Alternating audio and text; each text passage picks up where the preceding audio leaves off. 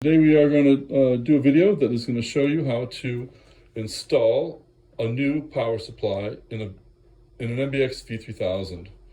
So we're going to start by removing the screws and removing the case lid. When you have network rack wings like this, you have to remove those too.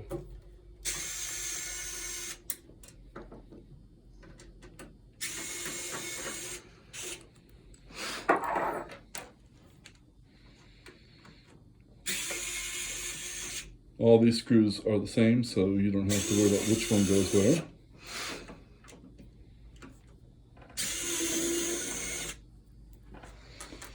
This case is bolted down real nice, so you don't have to worry about it slipping off. Here in the corner we have a screw. Don't remove the screws for the fan. Here's the second one next to the power switch. And then these three on the top level, as I call it.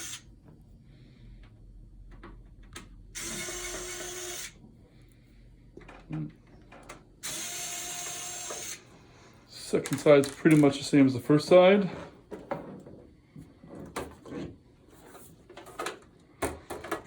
Well, just gonna remove this too, and then the wings.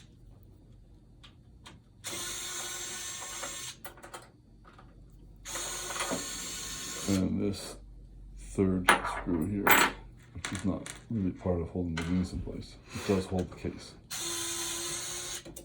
Okay. Now the case is free.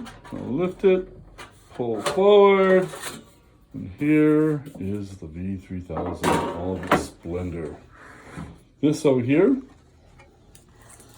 finger point, is the power supply. This power supply actually works. So for the purpose of this video, we're going to remove it and put it right back in. So we've got to remove the power supply from the motherboard and the hard drive. And a lot of times it's good to remove the data cable from the hard drive too, but you know, I'm gonna let Joe, our tech, chime in here how to do this part. It's a little more intricate. You bet. So this part here, you see these cables that are connected to the power supply and connected to our board and our hard drive. When NBX builds these, they actually fit these cables underneath the main board and they kind of tuck up and fold up around here. So the first time that you remove it, there's going to be a little bit, a couple extra screws that we would need to remove that we normally wouldn't have to, as if we had the cables sitting out. I'm going to start off by removing the two screws here on the power supply. It would, if you have it available to you, a screwdriver that is magnetic would be very beneficial. It would be my suggestion. My electric happens to not be magnetic, and you can see that it would be advantageous for it to have have a magnetism to it. Yeah, so those screws kind of they're tight in there. Yeah, exactly. All right, so next well, normally these would be tucked under here. So the easiest way to get rid of, or to get the cables out of there is we're gonna remove this screw from the main board, this screw here from the main board, and then we also have to remove the power supply the hard drive, because they do fit underneath there as well. So the hard drive is held on by two screws, and then there are these clips on all four corners.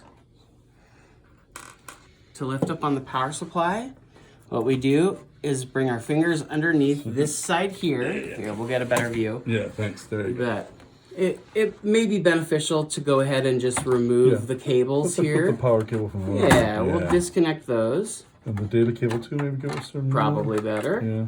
All And that'll also definitely give us a better video drive. Yes, there we go. All right, so hard drive.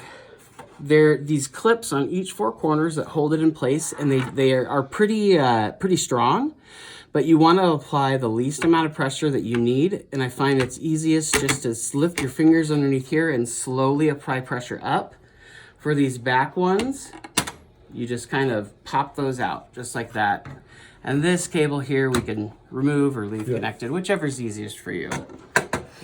And then from here, these guys would be kind of underneath this. So We lift this up first, and then essentially you have that, and then you lift up the board here and pull the cables out one by one, and they'll slide out, and then you'll be essentially have something that looks like this.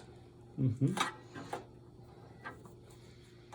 Put it back. Put it back. Now, Joe, do you recommend when you put it back, just leave it above, or do you want to try and slide them back into the motherboard? There's no real compelling reason to put it back under the motherboard, right? No, there's not a compelling reason. It was just cleaner to do it that way for NBX. The factory. So in the factory. If you want to put it back factory direct, you can pull up that board and slide those guys under there. Yep. But honestly, when our techs do a hard drive, a power supply replacement, we just leave them like this. There really is no compelling reason to pull them out. You can leave them above. It will not hurt anything. It's aesthetic. Yep. Personal preference almost. All right. So power supply goes back in kind of the same way that we removed it. We've got these two screws here. Oop, a little too much. Yeah. And when they install the power supply in the factory, they install it probably before the board goes on. So yeah, for sure. They probably just put the board over it. Over the top of the cables. Yep. Exactly right. All right. Next, we'll put the hard drive back in place. Snaps back in. Yep, just snap. Very light touch. Always a light touch on everything, because these are fragile electronic components.